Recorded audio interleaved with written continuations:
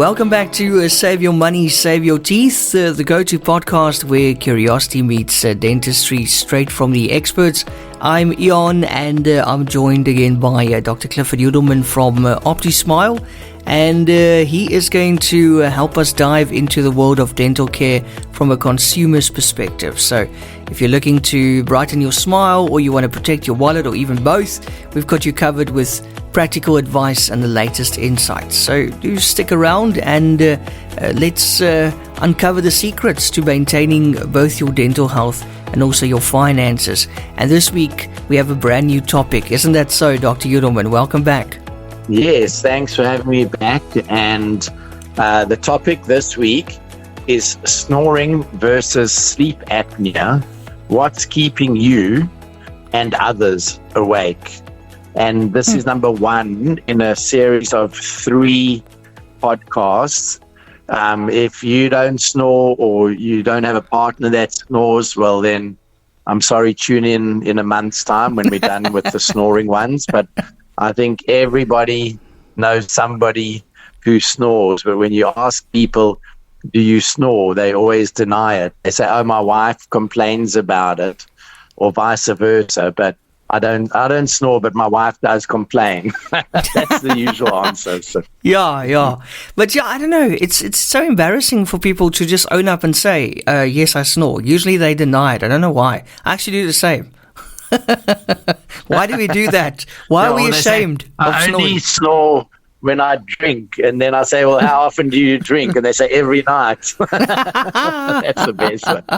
Or I only snore when I drink red wine. And I say, well, what's your favorite drink? Do you drink whiskey or white wine? They say, no, I drink red wine. Yeah. Yeah, so it's a general thing. A lot of people snore, not just the guys. The ladies, some ladies can really, as they say in Afrikaans, saag balken. But what? You're going to have to translate. I know that snoring in Afrikaans is snork. Yeah. And also a snore is a moustache. That's so right. I think we should pay homage to Movember, which is around the corner, and prostate cancer. You're growing a moustache. I once tried to grow a moustache, not to get off the subject. We're still talking about a snore, which is Afrikaans, as I said, for a moustache. And I grew this moustache, and I said to somebody, do you like my moustache? They said, oh, is that an Apache moustache? I was living in America at the time. And I said, what do you mean an Apache moustache? Thinking it was some kind of special, Indian, cowboy and Indian, that I was now an Apache. And they said, yeah, you got Apache here and Apache there. Oh. So I've never grown a moustache again. Oh, my word. Apache here and Apache there. That's funny. Just for those who don't know, I'm sure they do. What exactly is snoring, and how common is it? So snoring is a sound that's produced by the vibrations of tissues in your throat during sleep.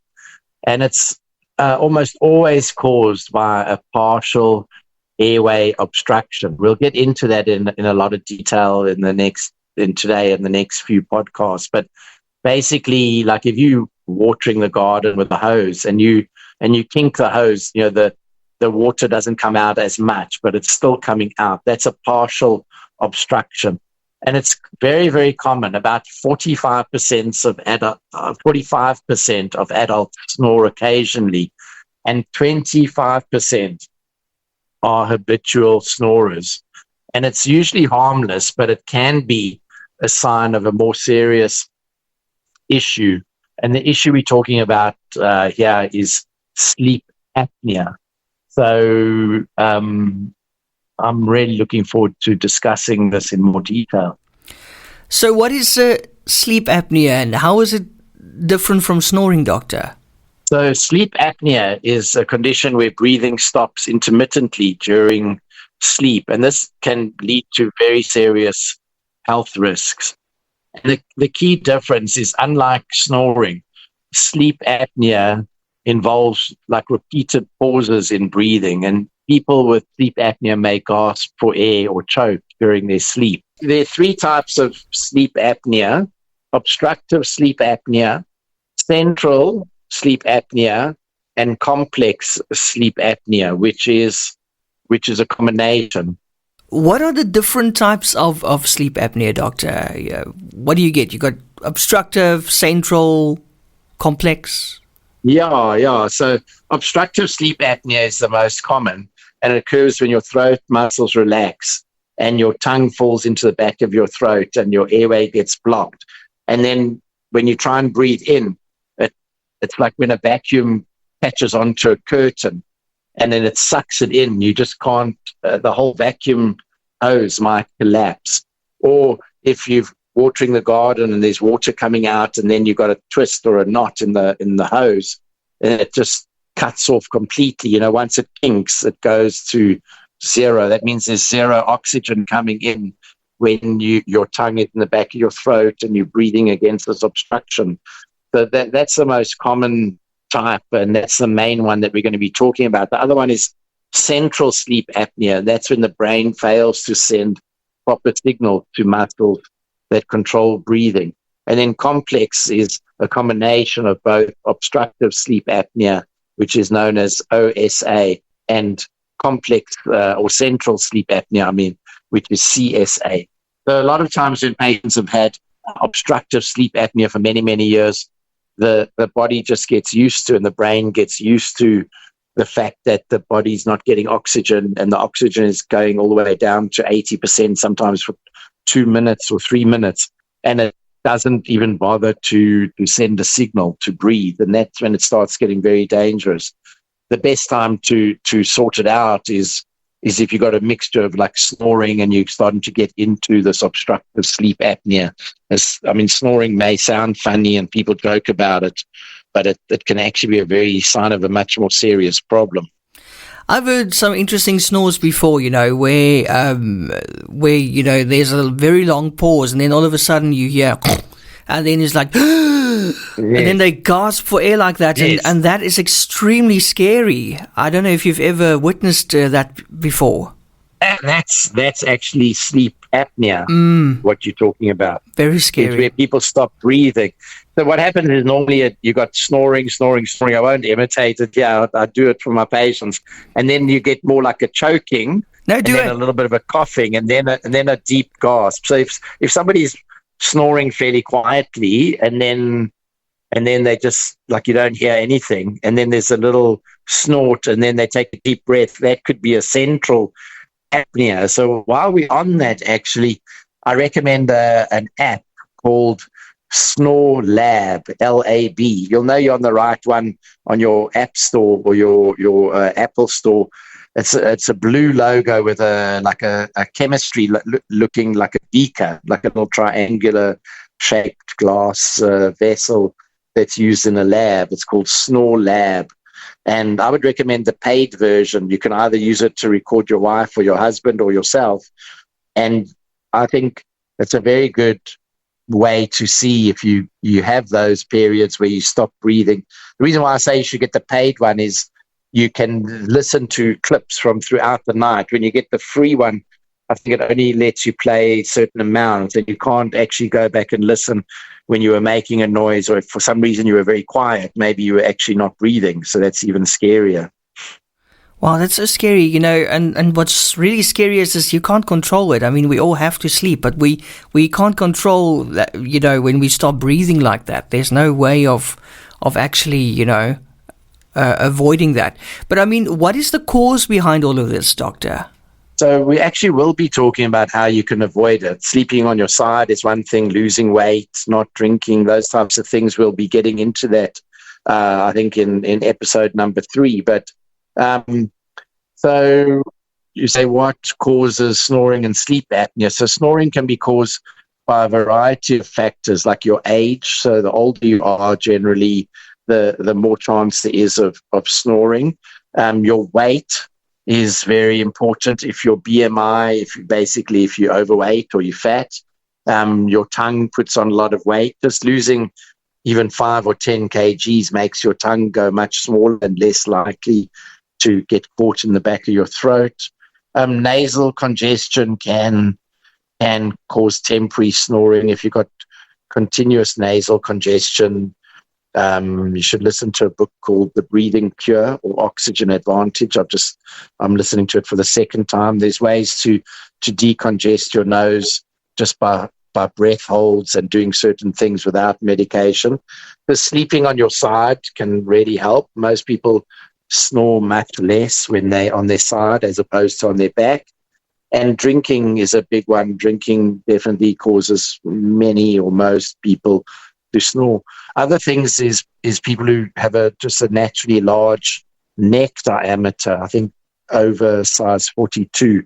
And people with like a short neck, like a lot of rugby players, I'd hate to be in a go camping with a whole lot of rugby players. I think most of them must snore. Yeah, those big necks, big short necks. Yeah, yeah. So, and sleep apnea is caused pretty much. I consider sleep apnea and snoring pretty much the same thing. Just one. The person who has sleep apnea is just more of a pro. Yes. What a way to put it. It's like professional snoring. Yeah. It's just when you get really good. Yeah, they perfected it. Yeah. But obviously, doctor, this affects your overall health because you stop breathing. I mean, is it bad? Let's say, example, is it bad for your heart? Oh yeah, the heart is the worst one.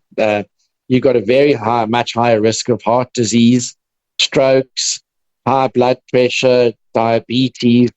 Without getting too into it, if somebody is concerned, if you just Google sleep apnea, which is spelled APNEA, and then you put in heart disease, stroke, blood pressure, diabetes, these things, you'll see very, very, very strong and decisive links. Hundreds and hundreds of medical journals have shown without a doubt that these things are very, very dangerous and a direct directly caused by sleep apnea. And another way that sleep apnea can be dangerous or affect your overall health is you get excessive daytime sleepiness. There is something called an Epworth Sleepiness Scale. It's a whole lot of questions that you can fill in and you give yourself a score. And you can see if you think you're generally a tired person. And that's spelled EPWORTH, Epworth. And it's online. You can just ask questions like, do you fall asleep if you're a passenger in a car? Or, have you ever fallen asleep while driving when you're sitting at a traffic light, which is quite a, I don't know if you had to toot and a person jumps up, and I'm not talking about someone texting on their phone. So, I mean, that's very dangerous. People fall asleep at the wheel. Airline pilots have to have a sleep study, I think, every year to make sure that they don't have sleep apnea. Flip, I would hope not. And truck drivers as well, because, truck driver falling asleep at the wheel can injure a lot of people. Yeah, exactly.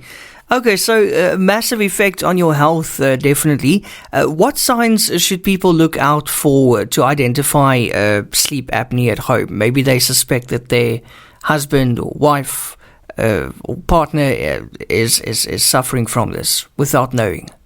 Yeah, so I think the SnoreLab app is really good because then in the morning you can play that back to your partner and show them how, over here, this is when you were choking and coughing, and then this is when you were gasping for air. And when they hear, it's not sounding like a chainsaw or an airplane. You can have like minimal apnea and very loud snoring, like a vuvuzela, and be perfectly healthy. And we'll talk about something when you get a sleep study, how we actually rank those as mild, moderate or severe.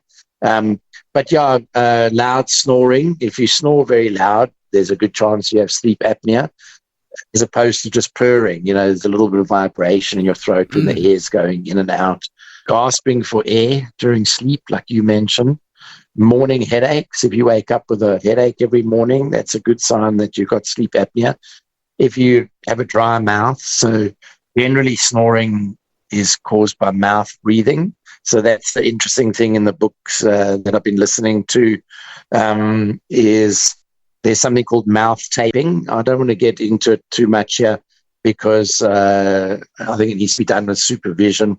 there's something called myotape, where you still can open your mouth, but it fits around your lips, and that then forces you to breathe through your nose. But if you do need to have a sip of water or speak or breathe through your mouth, you can still open your mouth.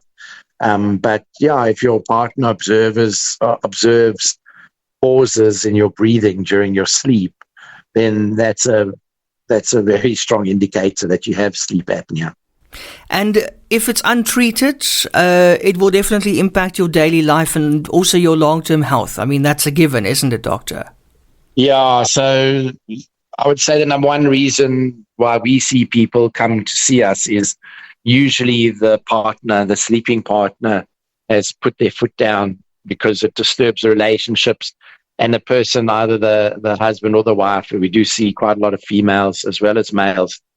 And a lot of the time it's like, whoever the offender is has to sleep on the couch. So, so sometimes it might be the wife who, something I've become more aware of recently is that actually there's a big increase in snoring and apnea when women reach menopause, when there's a change in the hormones. And I haven't really looked into the exact causes. A lot of time people put on weight when their hormones change, and I'm not one to give none of the advice that I give here. Everyone should always check with their doctor, but there's a real reticence in South Africa for doctors to prescribe hormone replacement therapy because of a flawed study back in the 80s. And if a woman's going into menopause, they really should get a number of opinions and find out more about hormone replacement, because not only can it prevent you from getting sleep apnea and putting on weight, but it can also help your bone density. So rather than having to go on bone density treatment, which is quite radical, I know that's a little bit off subject, but I think it is important. Basically disturb relationships. Back to the subject, sleeping on the couch, it can get quite lonely. Sleep deprivation, especially for the partner, but also the snorer. So if you're snoring or have apnea, you're really not getting sleep. In males, it messes up your testosterone. You make testosterone when you get into deep sleep. And if you're not snoring, if you have sleep apnea, then you're not making enough or any testosterone. And it just causes this metabolic syndrome, which is where you get that sort of tire around your belly and you start getting pre-diabetic and your blood pressure goes up. That's all caused by lack of testosterone. And untreated sleep apnea can lead to serious complications, like I mentioned, like heart issues, memory problems, chronic fatigue, and all of this impacts your work performance and your personal safety, especially if you're flying an aeroplane. Definitely. So, doctor, how is sleep apnea actually diagnosed? And also, can you tell us a bit more about a sleep study? What exactly is it? Yeah, so sleep study, the full medical term is polysomnography. So somnography, somno, it means sleep, and graphy, I guess, is to measure, like they call I forget what they call a lie detector, but it sounds similar to polysomnography. Polygraph. But poly means polygraph. Yeah. So poly means many. So basically, breathing patterns, oxygen levels are monitored. So there's two main types of sleep studies. So unless somebody has some other type of sleep disorder, if the main thing is snoring, then a home sleep study should be sufficient. This is where you have a sleep technologist give you a special device that you take home, and you put a pulse oximeter on your finger to measure. I think after COVID, people are familiar with that. It measures your blood oxygen, and there's a little tube that measures if you're snoring, if there's airflow, and it's just the size of a little iPhone 4, and it straps on your chest over. It's got like a little elastic. It's like a heart rate monitor, and you just wear it at night, and then in the morning you turn it off and you put it back in the bag and you drop it off. The home sleep studies are very common and inexpensive. Unfortunately, medical aid, they used to pay for it, they don't anymore, and they're about 2,500 Rand. I would be careful who I get a home sleep study with. I would recommend that you have it done through a proper certified sleep clinic. And all around the world, the sleep clinic or sleep, it needs to be a doctor that specializes in sleep medicine, and then a sleep technologist, and a person that sells a CPAP machine, which is a machine to treat snoring and sleep apnea, or a dentist that supplies a mandibular advancement device, which is what we'll be talking about, should not be the one doing the sleep study. It needs to be a separate person, which keeps it legit and honest, and the interpretation is done without any kind of financial benefit or interest. It's not a sales job. So the home sleep study doesn't measure as many things. If you've got things like restless leg syndrome, or you have trouble falling asleep, insomnia, or you've got severe heart disease or other medical issues, you might have to go into a hospital and they stick electrodes on your scalp and all over you. If you've ever had an ECG, that's about 4 or 5 wires. When you get if you Google polysomnography or hospital sleep study, there must be about 30 or 40 wires all over. On your jaw, on your eyes, on your everywhere. And you get a harness that everything attaches to, literally hundreds and hundreds of wires. Well, not hundreds, but dozens. I'm not exaggerating. I've had several sleep studies when I was in Australia, hospital sleep studies, and I suffer from sleep apnea myself, which is why I got interested in this. So I sleep with a CPAP machine, but my sleep apnea is moderate, so I could use a mandibular advancement splint or device, which we'll talk about. But I think we'll just keep the podcast to our usual length and wait for number 2 and 3 to speak about it. Okay, and then wearables like, let's say, the Apple Watch, can they also help us in tracking sleep disorders like sleep apnea? Yeah, so interestingly, I'm not an Apple person. I'm a Samsung person, and me too. And I've got a Samsung watch, and I love my Samsung. I love my Samsung watch. Yeah, and I have used my Samsung watch to monitor my heart rate and my blood oxygen and so on. And just recently, I've been taking a deep dive on something called heart rate variability, which I hadn't really known much about. But now that I'm on this thing about breathing, it's all connected. And I bought myself a very fancy polar heart rate chest strap. And I was walking on the promenade. My heart rate said I was walking in zone 2. My heart rate was 110, and I felt amazing. And I've been doing that for about a year based on my watch. And I put this chest strap on, and my heart rate was actually only 85. And I hate running. I started running after some joggers for 100 meters, and on the chest strap, my heart rate went up to 110, and within a minute or so, it was back down at 85. And the Samsung one didn't budge, and I'm really suspicious now. The Apples are supposed to be better. I'm sorry to say, I'm not a fan, but I'm sure a lot of people listening are Apple. They love their Apples, but it doesn't. It's not a diagnostic tool, and it doesn't stand in place of a proper being a sleep specialist and getting a proper diagnosis. You really do need to get it looked after properly. And in Cape Town, all over South Africa, we use a organization called Fourie and Associates, spelled Fourie, for people that don't know the Afrikaans name Fourie. And they have a place in Milnerton. I think they've got a couple in Cape Town. They also do hospital sleep studies for people with heart problems and so on. And they're up in Joburg. They're all over. And I highly recommend them. There are other places. I'm just a bit dubious. There are throat surgeons and people that will happily operate on you.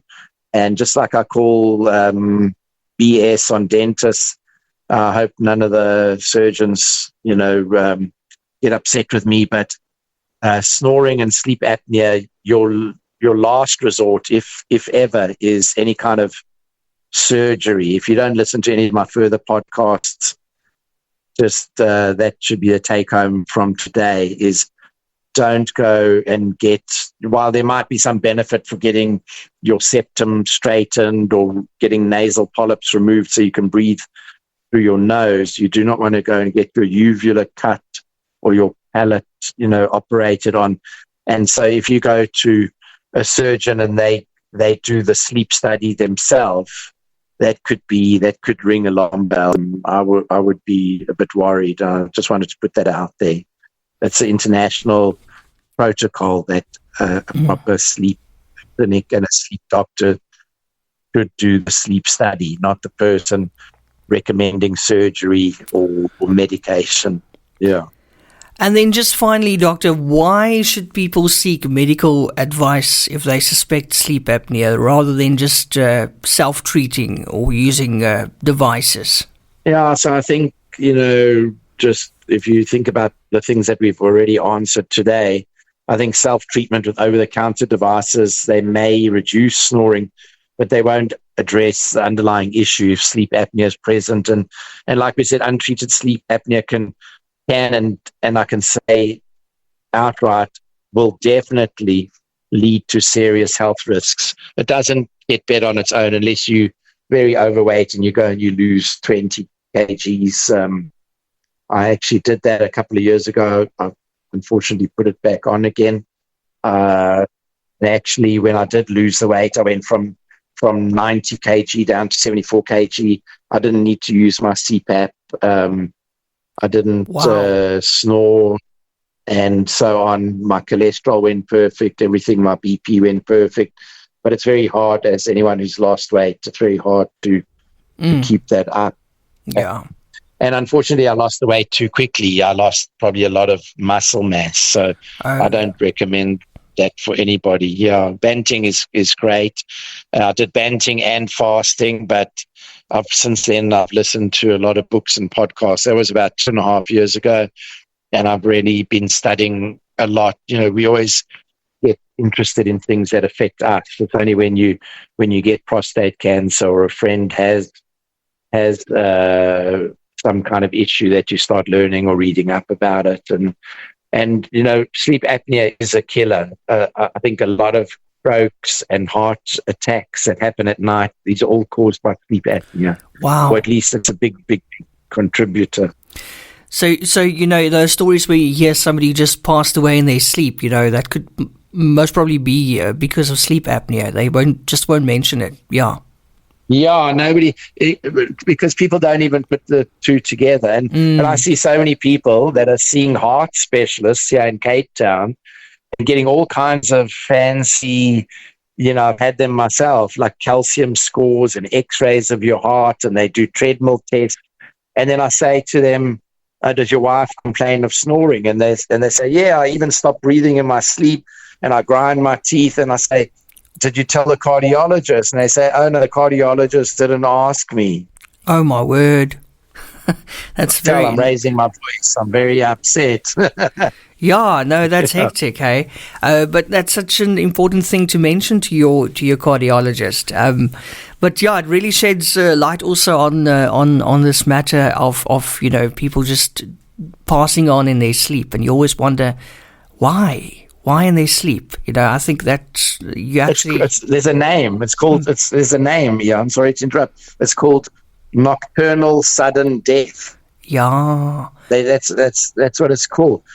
And there's other things that people don't, like you think when you get older as a male and you have to keep going to the bathroom, people think, oh, it's an enlarged prostate. But actually when your blood oxygen starts dropping, your balance in your blood, your uric acid goes up and you make more uric acid. And then you get what's called nocturia, which means you got to get up 2 or 3 times at night to go and have a pee. And that's because of the snoring and the apnea. It's got nothing to do with your prostate or anything else. Wow. Yeah, there's many other sort of, those are more like annoyances, but that affects your sleep as well.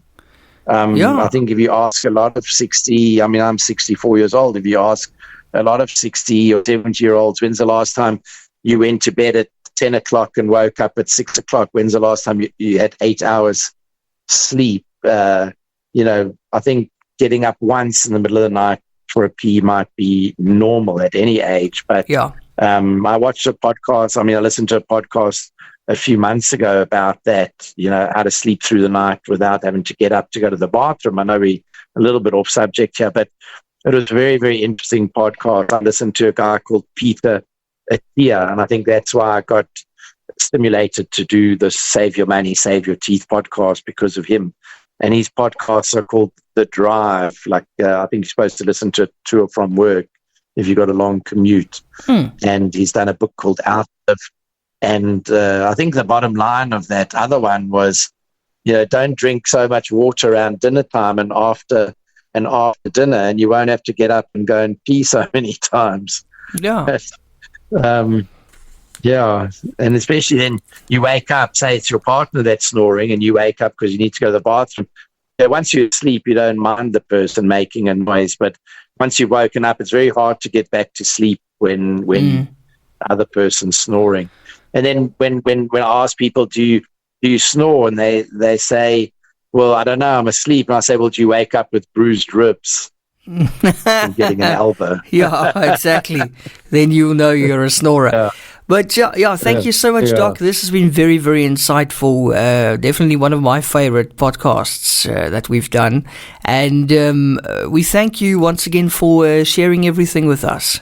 Yeah, no, thank you so much. And in case I got your interest today, podcast number 2 in this series is, so next week we're going to do dental solutions for snoring and sleep apnea, more than just a good night's sleep.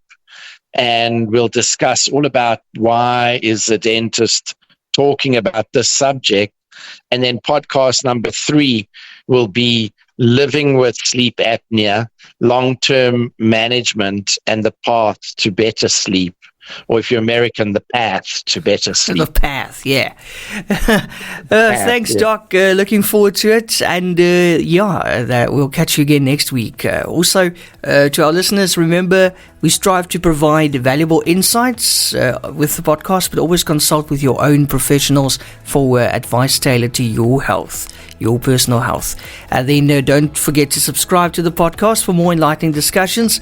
And do join us again next week. Some more awesome topics coming up as we continue to explore the fascinating intersection of dental health and financial savvy. Until then, keep smiling and taking great care of your teeth.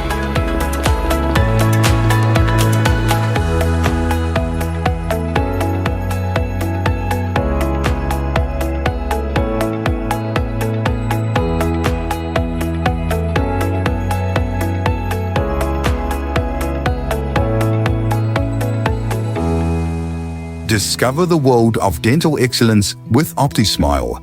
Join us for a weekly podcast featuring Dr. Clifford Yudelman, a seasoned expert with 40 years of dental experience across 4 continents. Gain unique insights and expert dental advice by visiting optismile.co.za for articles that illuminate the path to optimal oral health. If you're seeking unparalleled dental care in Cape Town, get in touch with OptiSmile or book directly online on optismile.co.za. OptiSmile, where global expertise meets local care.